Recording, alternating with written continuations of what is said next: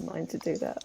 Hello, and welcome to our When Your Book Gets a Voice conference session. I'm Elizabeth Frattaroli from the Golden Egg Social team, and we have Simone behind the scenes keeping everything right. And I'll be handing over to James and Elizabeth in just a moment, who are here to speak to us about taking a book from the page to an audiobook. There'll also be plenty of time for audience questions at the end, and if you look at the bottom of your screen, there's an Ask a Question box. So if you can ask questions here rather than in the chat, then the other audience members will be able to vote on the ones they want to see answered first. Also, you may have noticed that we're supporting Seven Stories, Britain's national home for children's books, over this weekend, and that there's a donation button at the bottom of the screen. So if you would like to and you are able to donate over the course of this weekend, that would be fantastic. Um, Also, I just briefly mention that we've popped a link in the chat, which is for the Audible book. If you want to play that back at your own leisure, it's worth a listen to. So, I am delighted to introduce James Nicol, who is author of the brilliant The Apprentice Witch series, and Elizabeth Knowelden, who is a critically acclaimed film, TV, theatre and voice actress living in the American sunshine, where it's still fairly early, I believe. She has recorded numerous audiobooks, including all three of the Apprentice Witch series. Welcome to you both. Thank you so much for Thank joining us you. today. Thank Hello. you. Thanks for Hello. having us. Great. Well, Thank you, Elizabeth. Thank you. And I'm going to disappear into a little egg in the corner for now, and I'll come back at the end for questions and answers. So it's over to Lovely. you. Lovely. Thank you very Thank much. you. Oh, she's gone. She did Right, let's talk disappear. about her. Right. Where were we? Hello. Hello. It's so good to see you. Hi, everyone. Lovely. We can't see you, but it's nice to meet you all We virtually. can see your chat bots. Yes. Is that a thing? I don't know. Anyway, I think when we were asked to do this, there was an expectation, Elizabeth, that we were going to recreate our hilarious and informative Instagram live It's alive. session, Where also I known froze. as Yeah. We've Lost We've Elizabeth. lost Elizabeth. Yes. From last summer when we talked about audiobooks. So we perhaps ought to do a bit of that in the midst of whatever else we end up discussing. So thank you everybody for coming along. Now, first of all, I think let's start, Elizabeth, by you telling us a little bit about your background and how you found yourself recording audiobooks. Was it something that happened by chance, or was it something you were like, I want to do this thing? No, it happened quite randomly. I think in the acting industry, things do just tend to happen quite randomly. So I'm an actor and I came from the theatre, and born and bred in just outside London, and I moved to LA a little while ago, and I was out here doing some theatre, and someone said, "Have you ever done audiobooks?" And I was like, "Well, I come from doing audio drama in the UK." But I just hadn't really pursued audiobooks. And then I thought, oh yeah, I'd probably quite enjoy that. And then literally the next day I saw an audition come up for an audiobook, and I was like, oh, okay, let's go for it. And then I booked it, and then that was a 2-book deal. And then from that, it just kind of quickly came up. So I had the background of being an actor anyway, which was great. So I could, hit the ground running, because we're trained in, how to use our voice and how to actually tell a story in a way that makes sense to people. But it was very bizarre and random. But the audiobook community is incredibly welcoming. Everyone is really, really, really lovely people. So it was a lovely introduction. It's a wonderful thing to do. Can you remember what was the first audiobook you recorded? Yes, it was called... That wasn't on Elizabeth's approved list of questions. Like, oh my goodness, I have to think back. No, I remember the narrator, I think her name was Rosamund Hodge. I think Cruel Beauty, something along those lines. But it was an interesting twist on the kind of fairy tale. So it was you kind of had that lighter side to it, but it had very kind of dark overtones, which I always drawn to. Something slightly sinister is always interesting. Good and evil, love all of that. So it was a great introduction, straight in the deep end. Are you drawn to certain projects when you're kind of, when you're looking at work? Are there particular things that you will, or that you would definitely go, oh, I definitely want to do that, or I definitely don't want to do that? It's interesting. I mean, normally, especially in children's or young adult, like they're, two of my absolute favorite categories. So if I get the opportunity to jump in and tell these wonderful stories, especially with all of the character voices, I mean, you're doing children's and young adult, somewhere in there's going to be a witch, or there's going to be some, crazy sprite that pops up. And, it's not all the time that you get to play those characters. So I absolutely love these two genres. I work in all genres pretty much. But what draws me to, I love magic. So anything to do with, I love if there's a good quest that someone's going on, if good and evil. I love playing, especially slightly darker characters. So I'm known for lots of character voices and for creating a whole world for someone. So especially if it goes slightly dark as well, and there's the sinister side. But we have our hero or our heroine battling through on their quest. But yeah, so in those kind of categories, there isn't really anything that makes me go, no, I don't want to do that. Normally, if it's like, we've got a young adult, I'm like, yep. Got a children, yep. Yep, send it over. Yeah. And we seem to be in like a real golden age of audiobooks at the moment. I remember when I first started going to the library by myself, audiobooks seemed to be the kind of region of the elderly and short-sighted. Well, they were also in, books on tape, and you'd get. If you look to try and get Jane Eyre, you need a backpack to take everything back with you. But obviously now it's so easy to download audiobooks. Do you think the whole thing around technology is part of the attraction, or is it just the breadth of material that seems to be available? It seems just much wider. I think we're, without getting too deep, I think we are, over the last few years, we are changing as a people. We're with social media and everything, everyone's looking for like kind of instant gratification.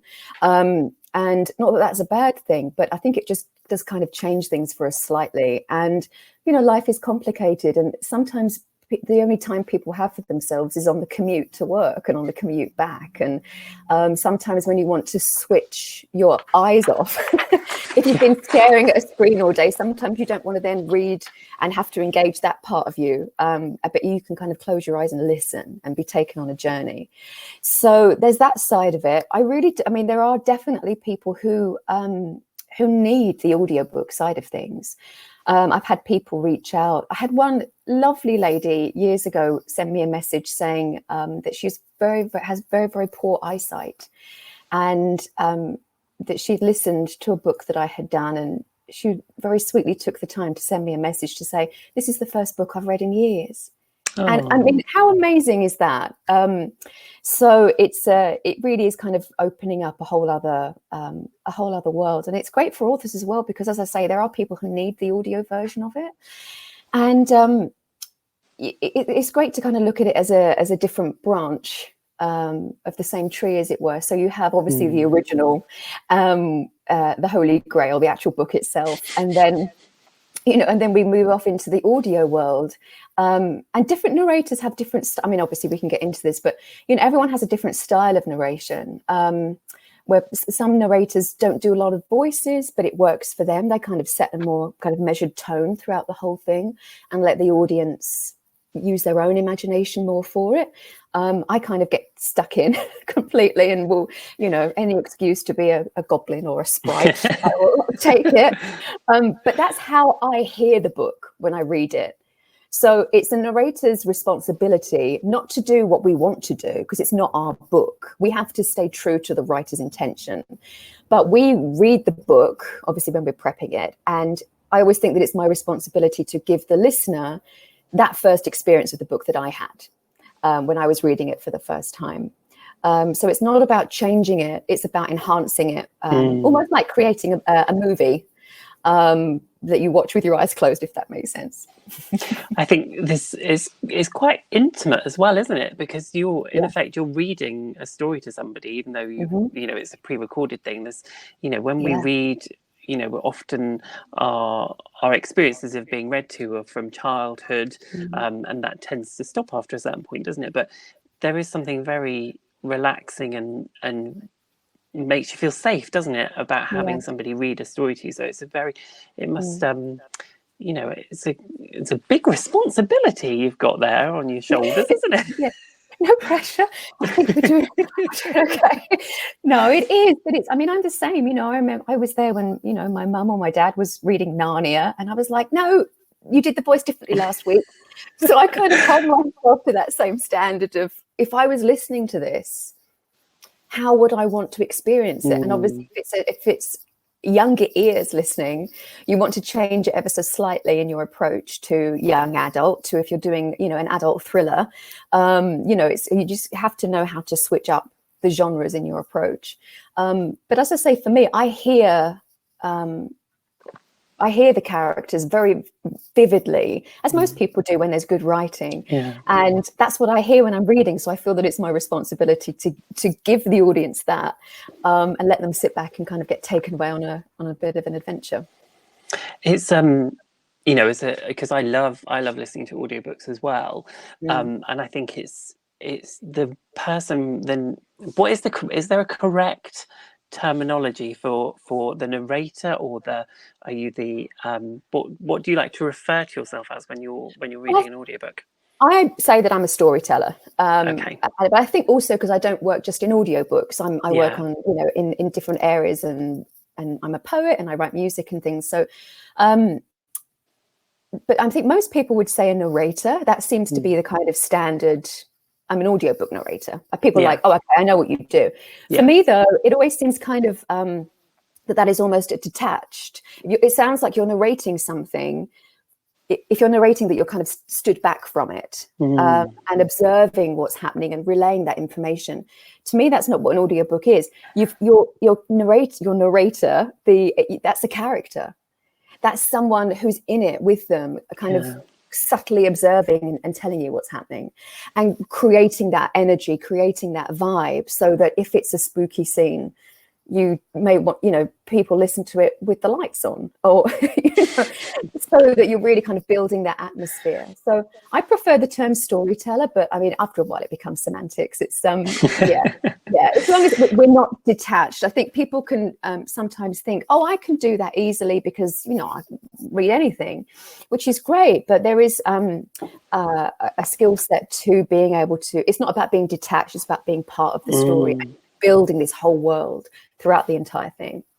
And I think what you were saying there about when it's a scary kind of bit of the story is also giving the listener that safety blanket that you're the narrator, you're in charge of the story, but you're going to keep them safe even though this is a really scary bit coming up. There's that consistency, and I think that's particularly with the Apprentice Witch books, that's something that you do phenomenally well, is that there's that kind of Elizabeth, it's all right, Elizabeth's here. That's so sweet. I love that.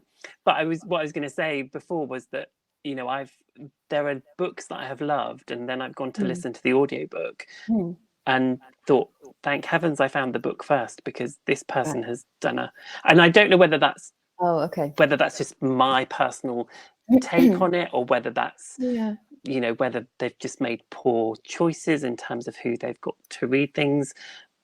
I can't think of anything recently where I've listened and I thought, oh, ooh. Maybe best but not to name I think names. maybe it's no, I can't remember the people's names anyway. But but I think it's such a huge part of whether the audiobook is enjoyed is down to the person who's narrating or reading or storytelling, as much as the words that have been written, because it's as you've already said, it's a very different experience to if you're reading the story yourself. So I think I just wondered what you thought about that. Are there jobs that might come up and you think, I don't think I'm the right person to read this? Yeah. It almost feels like, professional suicide to kind of, it goes against every instinct to turn down work, especially as an actor, right? But I think also the people that you're working with really appreciate it. When you turn around and say, I mean, normally, if everything's set in England, or there are some accents that I've, done for years and years and years, and I can hold them solidly throughout and it's not an issue, then great. I remember I was doing one book for Penguin Random House, and the producer asked me to audition for the lead role in an audio drama where the girl was French. And I'd work with French accents quite, fairly often. But it's different when you're carrying the entire book in that accent. And I said, look, I'm going to send you a sample. If this is, if she's doing this through the entire book, then give it to somebody else, because you want it to be the best production. And then she came back and she said, how are you at old French people? And I was like, oh, I love them. give me all the old French people. And then I ended up doing, several different roles in it where, we could vary it up and play on the comedy. And I'm sure that she was appreciative. I think so you have the book, obviously, as I say, the book is the holy grail. Then you want a narrator that cares about the project, where it's not just, a paycheck, and where they have the skill set to actually know what they're doing. And there are some wonderful narrators out there, really, really great, but it's also personal preference. I mean, I know some audiobooks I've, clicked on the listen to a sample on Audible, and I'm like, no, can't listen to that, and I know within 5 seconds. But then others, that somebody else may not care for, I'm like, what's wrong with you? This is amazing. And, it really is subjective. It's all down to your personal preference, I think. And I mean, I've had people I tend not to read reviews, but every now and then you check them and see how a book's doing. And I remember I've had it before where people have said, oh, I can't stand her. I can't stand her voice. This was hilarious, because it was 2 reviews right next to one another. And this person had said, I will never, ever, ever, ever listen to anything she's ever does ever again. Scroll up. This is the best narrator I've ever listened to in my entire life. I'm completely converted into audiobooks. What else has she done? So it really just is... as long as you find someone that, I mean, we can talk about casting, but when you're looking for the actor, as long as you I would say go with your gut. When you hear someone and you're like, no, that's the voice, that's who I want. If you can hear them doing your book justice and you feel that their voice and their storytelling will kind of fit your own project, then that's what I'd base it on. But there are differing levels of experience. There are differing ways to approach talent to see if they're if they're right for you and if they're available and all that kind of stuff. But we can get into that, I'm sure. Yeah. I was going to say, I mean, I never read reviews. I do all the time. If you believe the good, you have to believe the bad. So it kind of... If there's time, I'll tell everybody my horrendous Goodreads experience at the end. But I know when The Apprentice Witch first came out, and originally, most people listening might not know that the audiobooks were only available in the US, because it was only Scholastic that bought the rights and recorded the first 2. And so, but it was, I think we were Audible editor's pick, weren't we, when it came out in back in whenever it came out, I can't even remember.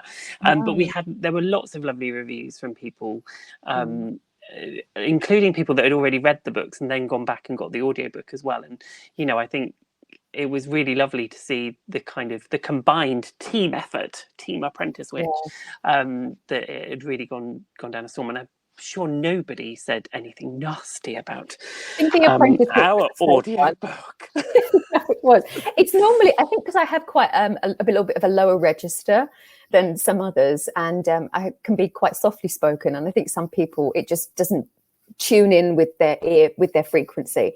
But other people, I've seen it where they're like, I don't know what so and so from Brighton is talking about. It really is personal preference. But yeah, no, I mean, the good way outweigh the bad. But for me, I mean, it's so sweet of you to say that, because you were talking about like what draws you to a project, and sometimes you, with casting, for example, I'd say like 90% of the work that I do is just a straight offer. So I'll be contacted by a producer and they'll say like, we've got a book that we'd like you to do. Are you available? Are you interested? They'll send me through the dates that they need it done by, and they'll send me through, the kind of, the back of the book synopsis. Yeah. Is that often with producers that you've worked with previously, Elizabeth? Or? Yeah. So if I have, it depends. I think because I've been doing it for a while and been very blessed to have awards and things like that. I think when you can back up your work, that you know what you're doing, and introduce yourself to somebody new that you haven't worked with before, they will listen to your voice samples and they'll be like, okay, I know where to put her. I have faith. So I have had straight offers when I haven't worked with somebody before, but I do have certain publishers, certain producers that I work with really, really regularly. But then even sometimes with those, it's a case of the author has, I don't know how it worked with you, but it's not the case for everyone, but had it in their contract or had it somewhere that they could listen to auditions and have author approval of who was going to narrate their audiobook. And so then the producer would select, they would bring a short list. And I'm not sure how many you listen to, but I think there's like 3 or 5 or something like that. They'll normally narrow it down. There was quite a lot, I think. Really? It was more than 5. I think it was probably about 7 or 8 that I listened to. So yeah, it wasn't in, I don't think it was in my contract. We should have said as well, although obviously we're talking about books transferring into audiobook, Elizabeth and I are not experts on how that happens. Most likely, sorry, you're all coming poised.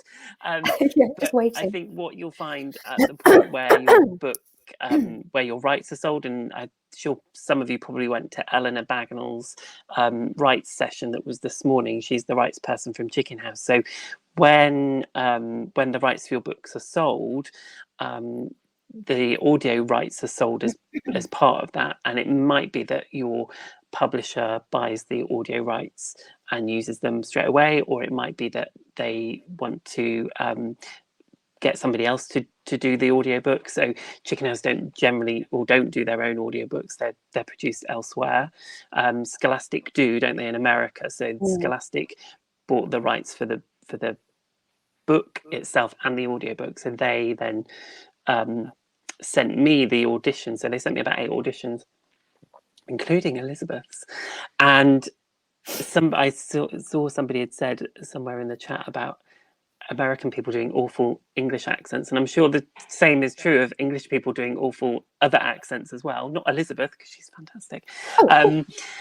But there was, given the situation I was in, where this was an American publisher, the market was American, and then they gave me these auditions to listen to. The majority were either American actresses reading with a slightly English accent, not fully, or in their bios it said they were English actresses but lived in America, which is what yours said. But then you listen and you think, oh, I think you still sound very American to me.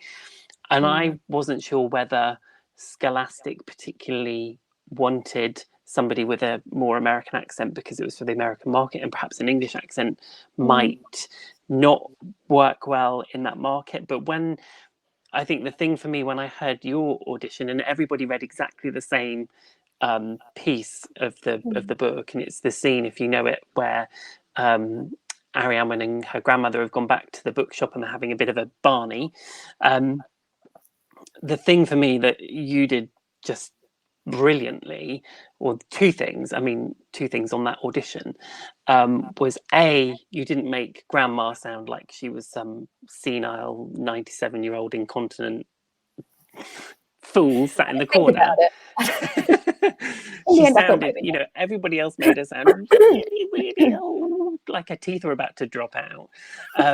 Whereas you made her sound like the commanding powerful woman that she is supposed to be in the story, Mm. but also it was the fact that everybody else's auditions, the character, the dialogue was fantastic and it was brilliant. But when they were just reading the run of the story, there was nothing there. It was very flat, and I was just like, oh my goodness. Whereas yours, you know, you brought like this whole different kind of angle to it that I was just like, this is who I want.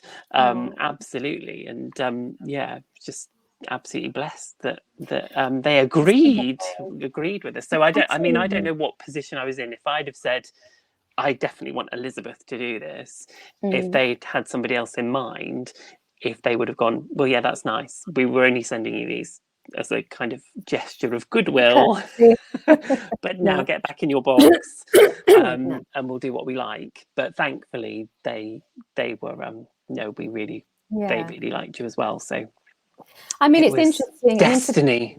I mean, talk about what draws you to a book. I read, I think it was like 3 pages or something like that. The audition was for that. And I knew from the first paragraph, I was like, I have to do this book. No joke of a lot. I'm meant to do this book. No one else is having this book. It was just so beautifully written, and I just connected with it. Boom, instantly. Some books you just know that you're a great fit for. I mean, it's our job to do that for any book that we work on, but some of them, it's kind of like dating. You know, you just get that wonderful feeling and you're like, no, I'm definitely going in this direction. So yeah, but for me, it was so obvious that that grandmama, that she wasn't a doddery old woman, because she wasn't speaking that much, but you could tell from the writing that she was thinking, just choosing not to say certain things. She was being very specific, and so you could kind of hear the cogs turning in her mind, and the way that it was written, you knew that Ariane Wynne was going through something, and that there was that kind of special relationship with them. But again, it's who you hear. I heard an older Mary Poppins. When I read it, I was like, oh, she's an older Mary Poppins. And it was completely different, but it was more kind of that energy of restraint, but love. And I read that immediately. It just bounced off the page, and it was so beautiful. And I was like, oh, this is amazing. I have to do this book. And then you bring your audition, you send it off, and you pray that you get those books. But as for the American market, I mean, I'm based over here in the US, and we are always, if a book is based in the UK, you know, I'll get the email, I'll get the phone call, you know, do you want to do this, or do you want to audition for this one, if you're available? So maybe they were trying to mix it up. Maybe they thought, well, we have this person. But sometimes, you know, when Brits have been over in America, for a while, you can kind of start to get that a little bit of a twang. And I think, you know, I've been working in voice for so long, where they need a crisp British accent, and also, you know, coming from the UK with drama school and everything, it's drummed into you. So you kind of you can switch it easily. But yeah, I think that was a case of author approval. We're like, I'd like this one, and they're like, okay, this is the one that's doing it. And Excuse me. I mean, I've never gone back and read my books since they've been published. I mean, obviously, I read, when you're editing, you read it over and over and over again. So I've never felt the desperate need to go, and also like, the fear that you're going to spot a mistake that you've missed in all the edits and the proofreading and all of that. I've not done that, but I've listened to all the audiobooks, and it's brilliant, because I don't know, but there's just, when you're reading them, there's something different there, and like you'll find the humor in something that I didn't necessarily think was particularly funny, and it might just be the voice that you do, or the way that you say the line, or whatever. But you know, I can remember, particularly with The Apprentice, which I can't remember what bit it was, but I was absolutely howling with laughter, and I just thought, that's just how, you know, I also felt really conceited, because there I was sat laughing at myself, really, wasn't I? But I just thought, this is brilliant, you know. I know at the time that that you were recording The Apprentice, which there were other Chicken House authors who were invited to read their own books, and you know, at that time I kind of thought, oh, well, you know, maybe wouldn't mind giving it a bash and reading it. But now I just think, no, not in a million years. I mean, I like doing voices and I like reading out like a chapter or a scene at an event or a school visit, but you know, doing the whole thing, having that absolute stamina to get through, are they seven and something hours long, my books, and retaining, just hats off, Elizabeth. I just couldn't. This is now turning into the James and Elizabeth Love Fest. Fine by me. Stop. No, I mean, but you know, I mean, right back at you. I mean, we're trained in what we do, and then I hold writers in such ridiculously high esteem. You know, to have that dedication, and you know, we share the fact that you have, you know, you're in the arts, so you have this self-belief that you have to keep tapping into and believing in what you want to say, and especially for children's books and young adult, because of the audience base as well. Although having said that, I happily read children's books, happily read young adult, and I'm sure will do until I'm well into my 90s. But no, when you get a book that is so well written, and I'm not talking about just the technical side of things. I mean, you can tell when a book has the writer's heart in it. You can tell the subtleties, the choices. They've used certain words for a very specific reason, and you can feel the soul of the piece. And they're normally the pieces where, you know, if we get an audition through, I'm like, I have to do this book. And but you have no control over it. You know, you do, if it's a case of you auditioning for a job, you audition, and then you know, it goes to the audiobook gods. But no, when you do get a project that you just fall in love with, it's you can't really believe that you get paid for doing it, to be honest. Do you think there's certain aspects of a novel that make them more appropriate to be recorded as an audiobook? Do you think that's say so? No, I'd say I would never want a writer to feel they had to amend anything or change anything for the audio or to get an audiobook, or it's the narrator. It's my job to bring this to life, and I would never change anything. That's my responsibility. That's the storyteller's responsibility to discover what this is and tell it in the most authentic, truthful way possible, to engage an audience, to have the most amazing experience possible. I would never, don't worry about that side of it. Just write your book, tell your story, you know.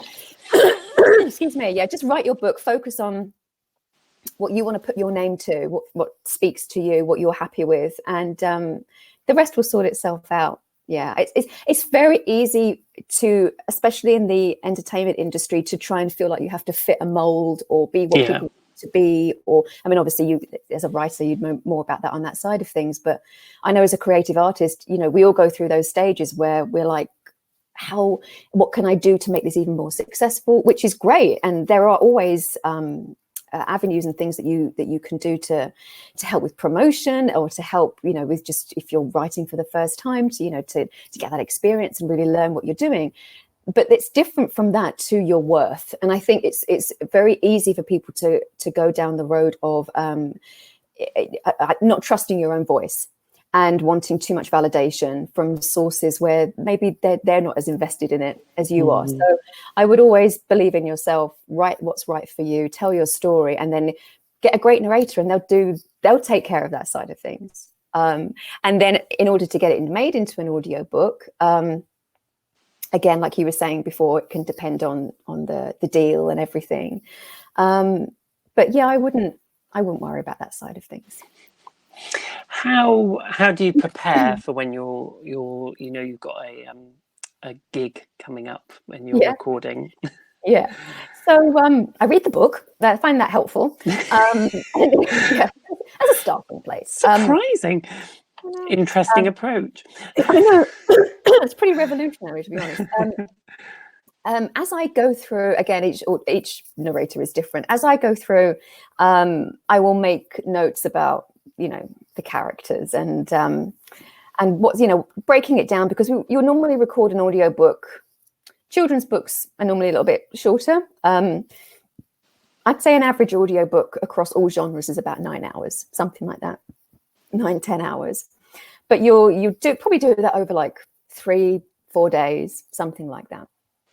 So I always want to make sure that when I come back in on day 2, day 3, I can hit it with the same energy, that we know exactly where we are, where we've come from, where we're picking up from. So I always kind of make notes as to, just the breakdown of what's happening in the chapters. And then, looking to voices and things, it's my job to be a bit of a detective. So obviously, if you have the obvious description of she said with her velvet British accent, then I'm like, I know what accent. And then I know what to do there. But sometimes it's also about, well, it is always about, but what clothes do they wear? If the writer said, she wore her buttoned up shirt and her heels that clicked down the corridor. Oh, that gives a very different vibe to someone who is, running around in sweats. Yeah. So I will always look at that. You look at what they say about other people, their approach to other people. If they're genuine, are they passive aggressive? That will definitely give me a clue as to what their voice is. And, what other people say about them.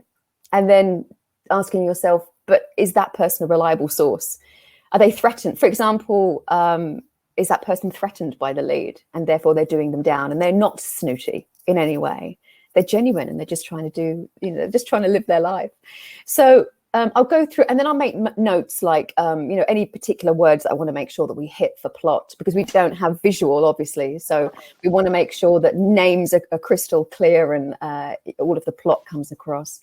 I like to color code. I like to highlight people's lines. So I work off of an iPad.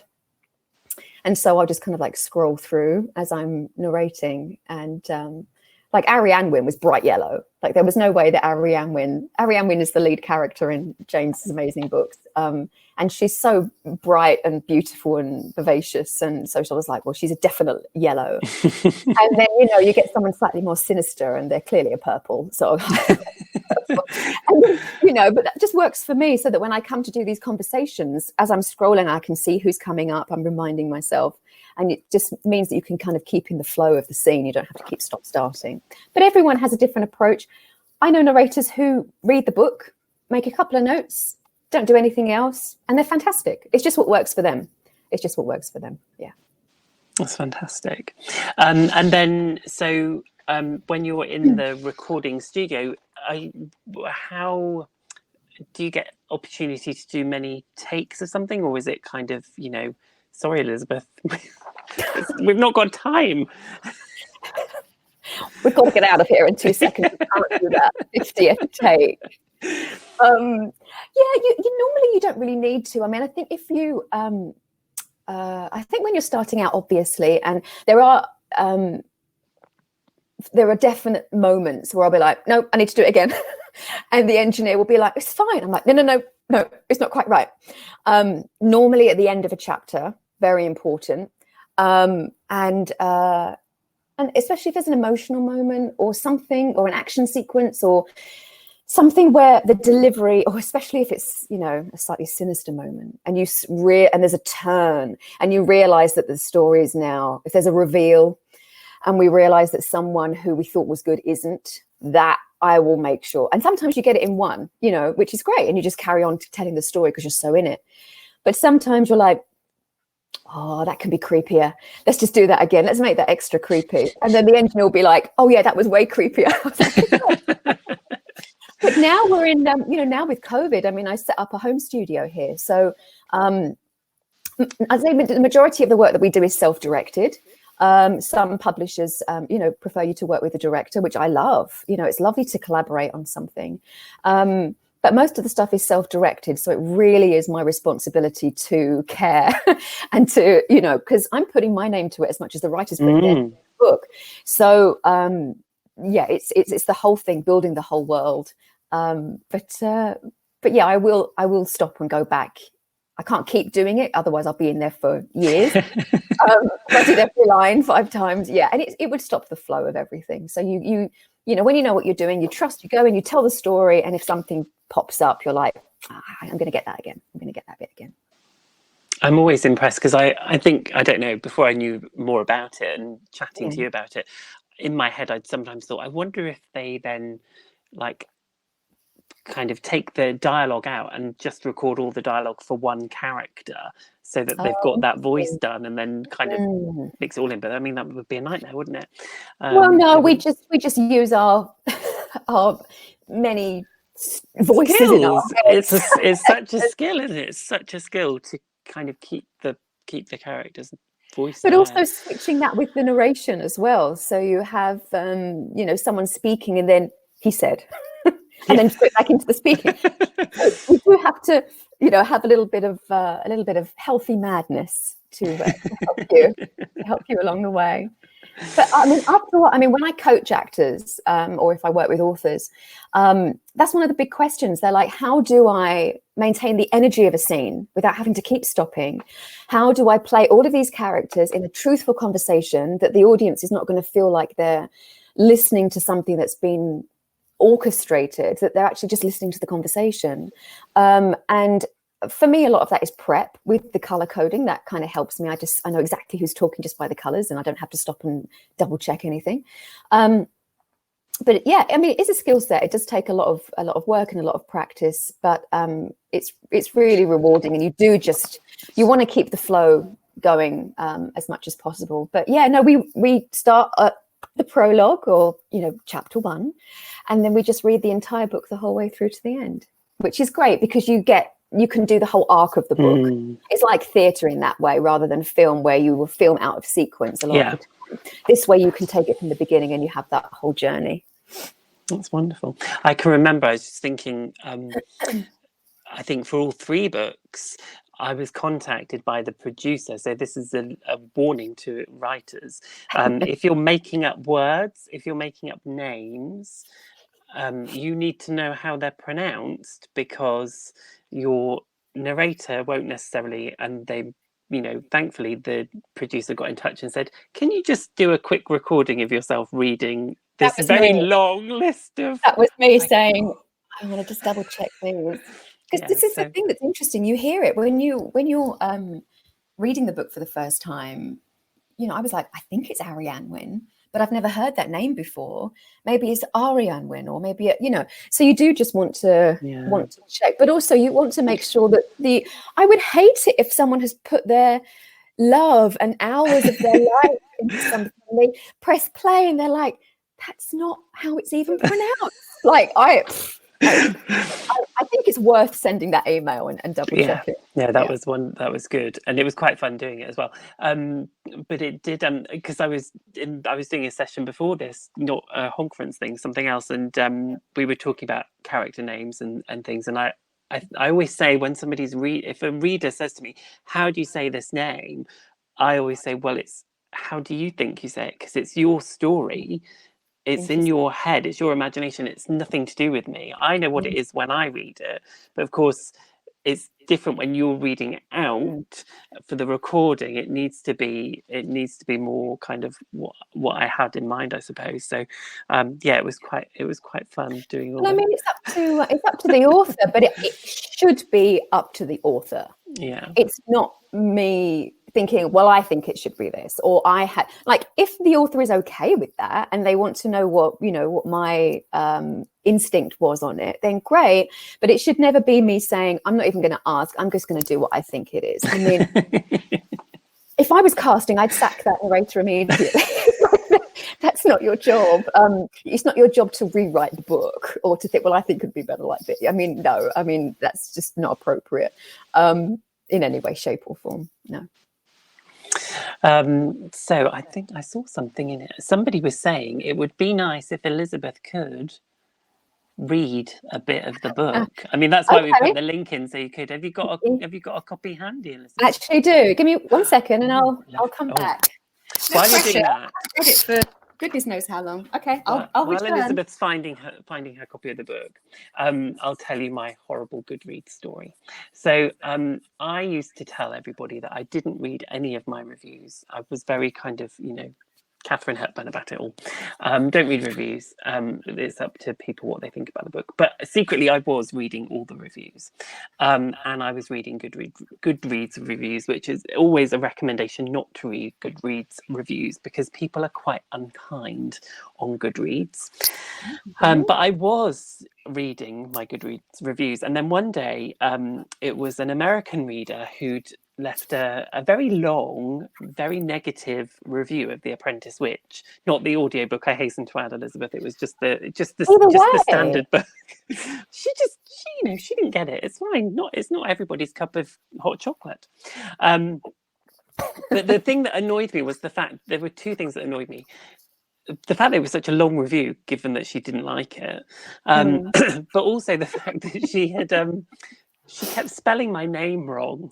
So every time she referred to me, she called me James Nicol in this review, and each time she did it, she spelled my name wrong. And I was like, it's right there above you on the screen, on the book, in all of the bump around Goodreads.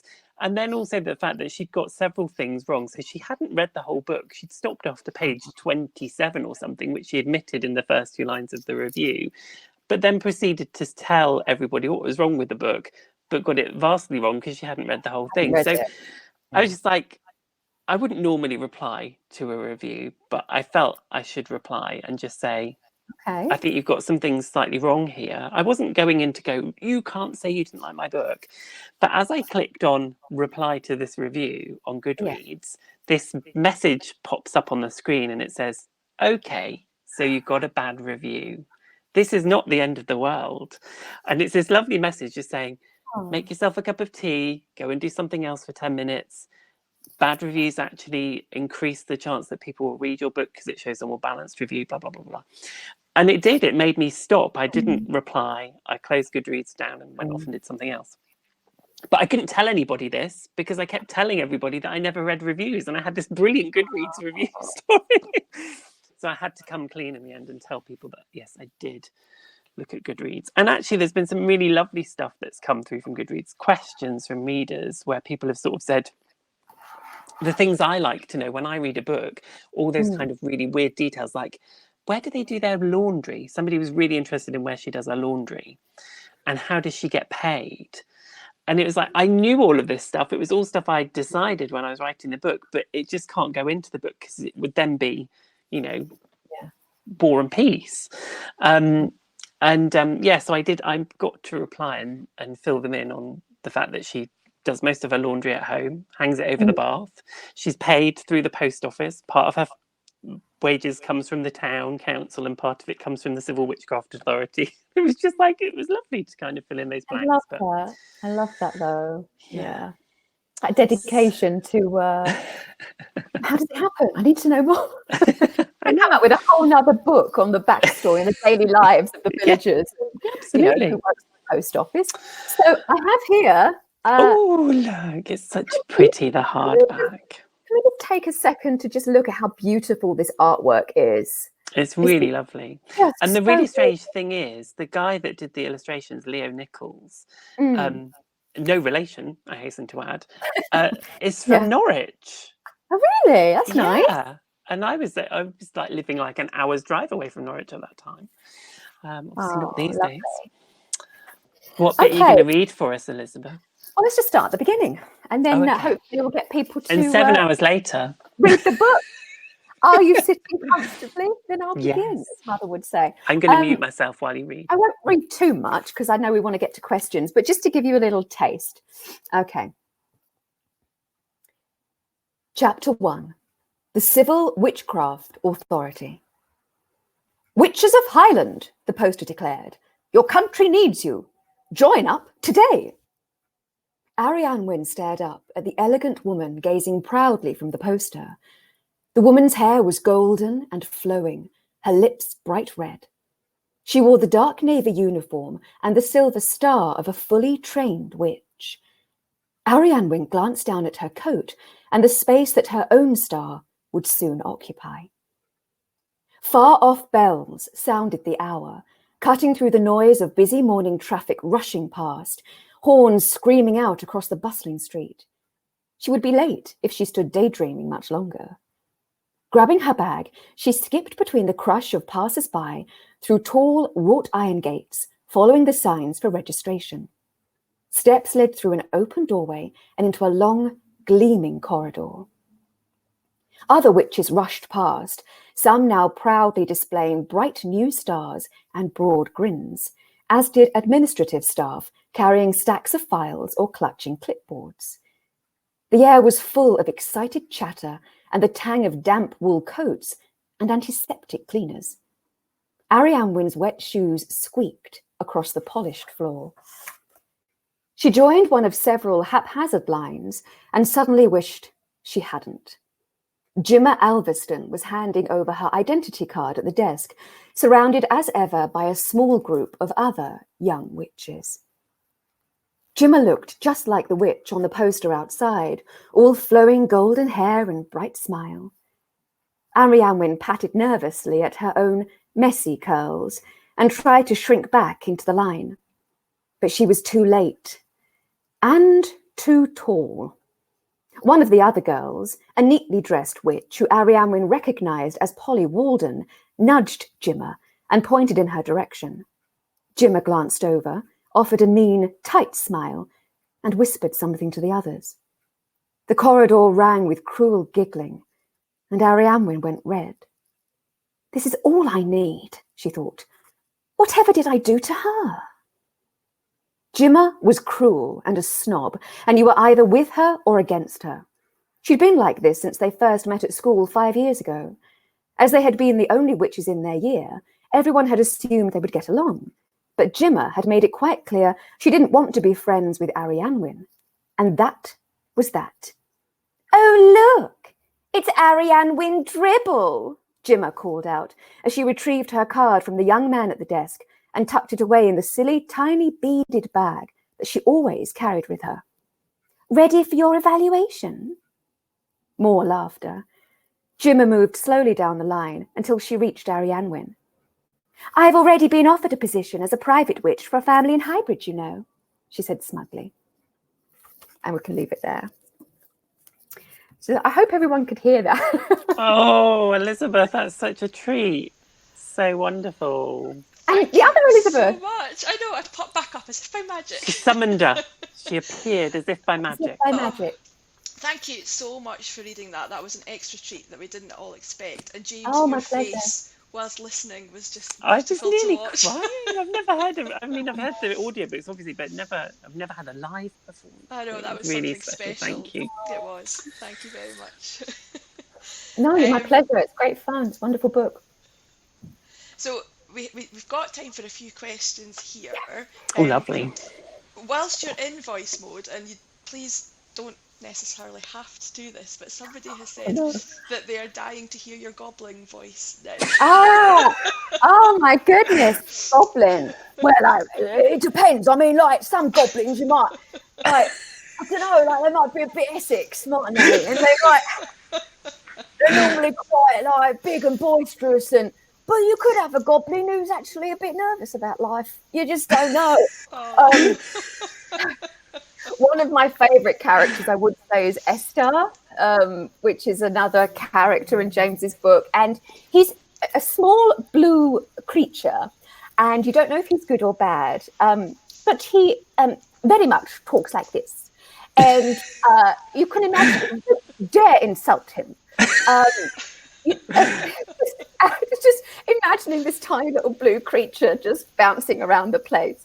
So I have hours of fun. I saw someone say, do you ever giggle? I saw there was a question saying, do you ever giggle when you're, all the time. And I'm like, pause, get it out of my system, and I'll try that again. But I think it's healthy when you're almost about to start laughing when you're narrating, because you know then that it's funny, or you hope it's at least funny to you. So as long as you don't actually just start laughing in the middle of the recording, I think it's great. I think that energy comes through in the final production. So yeah, oh, that's fantastic. This will be great fun. we'll go to one from Lindsay, who has said, do you need any specific equipment or software to be able to record an audiobook? And if I could just tag one on to that, actually, I saw one further down, to say, do you have any advice for self-published or indie authors who might have to create their own audiobooks? Okay, so for the equipment, yes, absolutely. But you can record in your cupboard, in your closet, or your wardrobe. Sorry, I'm in American speak. You can in your wardrobe. You can even do it in your wardrobe. You just need a dedicated space where you can maintain the sound quality every single day, so that if you record and come back a few days later, it's going to sound exactly the same. Yes, you need to get a microphone. There are software. I use Pro Tools, which is pretty much the professional industry standard, but there are other applications like Twisted Wave and Reaper are also much more affordable, and a lot of people use those. And then on the indie side of things, there are sites that you can use. One is called ACX, just the letters ACX.com, I think. And that's where a lot of indie writers will go to get an audiobook made. But I would say just be careful when you're doing that. With a lot of actors who are starting out will go on that site. So I would always do an audition. I would always probably ask, I mean, the actors may not like me for saying this, but from the writer's point of view, I would ask for a healthy amount of text, so that you can hear back a good 4 minutes, so that because anyone can be good for a page, but you need to know that they can sustain a whole book. And then look online, Google. You can get some amazing actors off of that website, and some fully professional actors do occasionally go back to ACX and see what's going on. But I'd say if you can go through producers, that would be my recommendation if you can. But obviously that's the dream. So don't let it stop you if you don't. There's always a way. Thank you. Thanks for that. We have one here saying, how do audiobooks work where there's more than one narrator? So is it quite collaborative in that case, or do you record your own sessions each? So I've been told my mic's quite low, so I'm sorry if I'm shouting now. Hi. Tell us the answer, Elizabeth, now. Okay. So so you record separately. So if it's an audio book as opposed to an audio drama, so if you were going to turn your book into an adapted script for an audio drama, that's when you think of like a radio play. That's when you'd have loads of different actors. That's like what I do with the BBC. You have your classic kind of radio plays where we're all playing one role and we're all walking in, coming up to the microphone and going off to wherever. If you're doing it as an audio book, and say there's a male perspective and a female perspective, and you cast it separately, I should point out that's not always necessary. But some people prefer it. We would record separately, so we would communicate, but it really is them doing their side of things and me doing my side of things, or the female doing their side of things, or whoever it may be, and then kind of hoping that it comes together. So if you have one person doing it, you know that you have the continuation of that same energy. But it can be wonderful if you have two fantastic narrators who really care and really go into it and know what they're doing. It can give another dimension to things. Brilliant, thank you for that. By the way, I can carry on for a while. I don't know if this cuts out. We've got 2 minutes left. We are the last session of the day, so we can maybe have a couple of extra minutes. But the other ones we've had to go straight from one session to another session, so it's been very tight on time. Yeah, they crash in behind us, don't they? Yeah. If there's questions, I'd love to help if I can. So I'm happy to stay for a little bit longer. Yeah. That's great, thank you. So Andrew has asked, do actors work closely with the writer when making an audiobook? Do actors work closely with the writer when making an audiobook, or is it a different collaboration team, for example, a director or a producer? Right. So we have very little, if any, contact with the writer at the beginning. James and I became friends after the book. And, there'd been emails where, like, with the pronunciation and things like that. But at the start of it, there is very, very little contact at all. And I think that's actually good. so how it works is that, I mean, I will get an email or a phone call saying, we've got this book for you. Do you want to do it? Or we've got a book that we think you'd be great for. Do you want to audition for it? And then that's the team, the producers decide who they think, what voices could be good, or what person they go, that's got to be this actor. Let's see if they're available. So it's very much the audiobook division who take that side of things and then cast it. Similar to what James was mentioning before about somebody else, like the pronunciation of the names, and somebody else having their own experience with the book. I think it's really healthy to let it go. And it's so hard. I know, especially when you're creating something, it's your baby, right? So you're like, no, I want to oversee everything. And I would trust, especially if you're going through publisher and producers that specialize in this kind of stuff, I would trust that they're going to give you a great narrator. If you want to choose and you're able to put that in your negotiations, to listen to some audio samples and pick who you think is great, then do that. I would say be open, because it has happened before where an author has had it very specifically in their mind, and then I know that they've heard audition, not just from me, but from other actors as well. It happens a lot. And they're like, oh, I never heard it like that before, but oh my God, that's what it should be. So I would stay open-minded.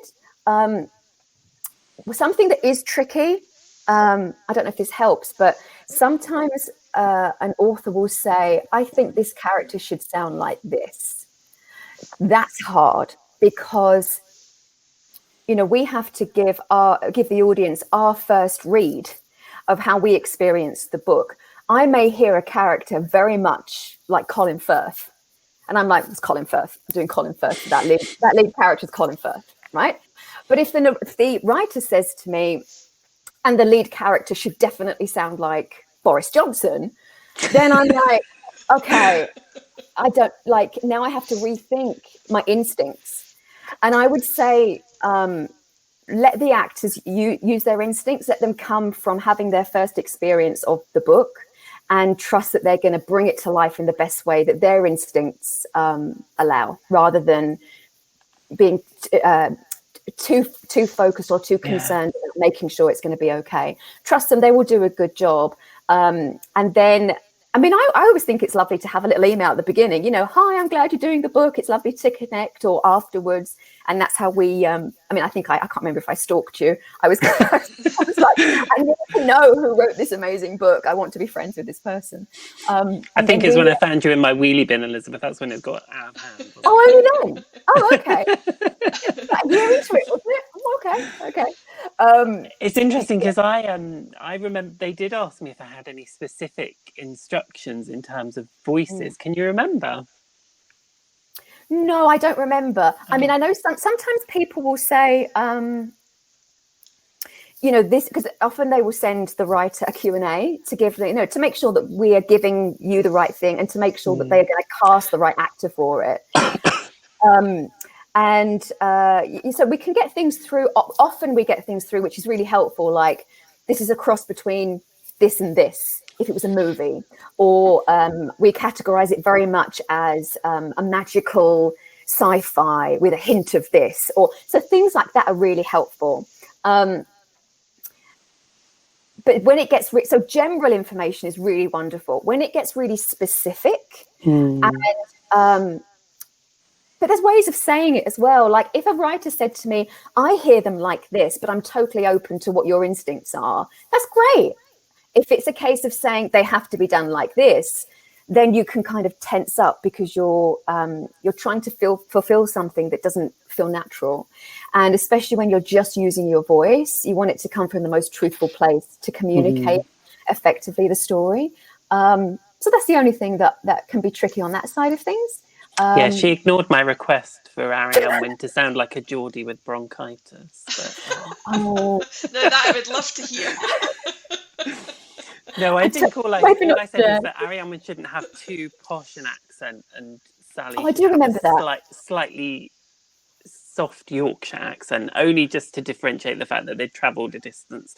But I think fine. It was... That's fine, because that's still quite general. You're still communicating how you hear them, but you're not saying they need to sound like this specific actor in this TV show. you know, because then that's really honing you down to a very specific thing that you're trying to play. Whereas saying, you know, she's from Yorkshire, I'm like, oh, I can hear her, you know, or, you know, she shouldn't have too posh of an accent. Okay, great. That's really helpful, you know. So things like that I think are wonderful. Bring it on. It's just, if it gets really, really specific, I was like, let them bring what their experience was to it, I'd say. Brilliant. That's some good advice. Well, we try. There's a couple of plants in there that I put myself, so we'll ignore my ones and just do the last couple.